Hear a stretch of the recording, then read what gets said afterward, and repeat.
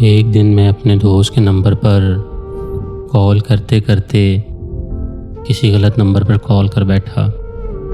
جب میں نے کال کی تو آگے سے کوئی لڑکی بولی۔ اس کی آواز سن کر مجھے بہت اچھا لگا۔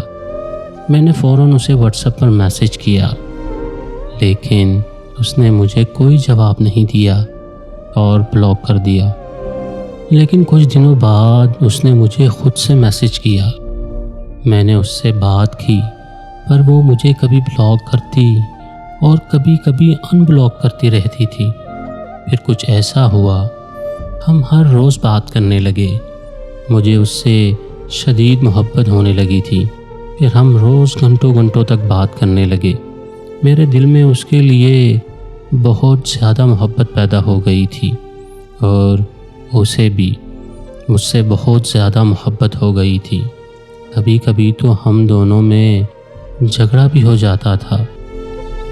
پھر میں اسے ہمیشہ منا لیتا تھا۔ ہم دونوں نے ایک دوسرے کو بس تصویروں میں ہی دیکھا تھا اور وقت گزرتا گیا اور ایسے 4 سال گزر گئے۔ وہ مجھے جب بھی شادی کا کہتی تھی تو میں اس کی یہ بات ہمیشہ ٹال دیتا تھا، کیونکہ میں ابھی پڑھ رہا تھا اور سیٹل بھی نہیں تھا، اور میں یہ ہرگز نہیں چاہتا تھا کہ میں اسے شادی کر کے گھر لا کر تکلیفوں میں رکھوں۔ پھر ایسے ہی ہمارے درمیان ایک دن لڑائی ہوئی۔ اس بار مجھے اسے منانے میں تھوڑا وقت لگ گیا، لیکن تب تک اسے کوئی اور پسند آ گیا تھا۔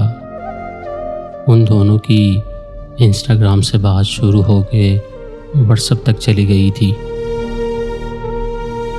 مجھے پتہ چلا تو میں نے اس سے اس بارے میں پوچھا تو وہ بہانے بنانے لگی۔ جب میں نے اسے کہا کہ مجھ سے جھوٹ کیوں بول رہی ہو، تو وہ کہنے لگی کہ تم نے مجھ سے کون سی شادی کرنی تھی، اور وہ لڑکا جس سے میں بات کرتی ہوں وہ مجھ سے محبت بھی کرتا ہے اور مجھ سے شادی بھی کرے گا، اور اب میں اسی سے ہی پیار کرتی ہوں۔ پھر میں نے اسے بتایا کہ میں بھی تم سے کیسے شادی کر سکتا ہوں، میرے پاس نہ تو ابھی کوئی گھر ہے اور نہ ہی کوئی جاب۔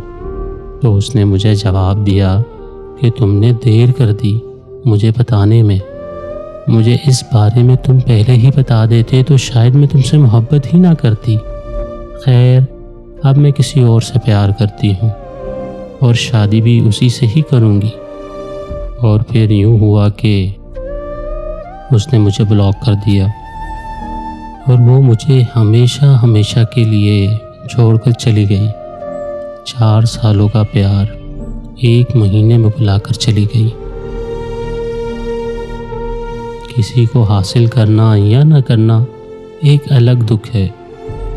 جو انسان کل تک آپ کا تھا، آج اسے کسی اور کے ساتھ باتیں کرتا ہوا دیکھ کر جس قدر تکلیف ہوتی ہے اس کا کوئی مداوع نہیں ہے۔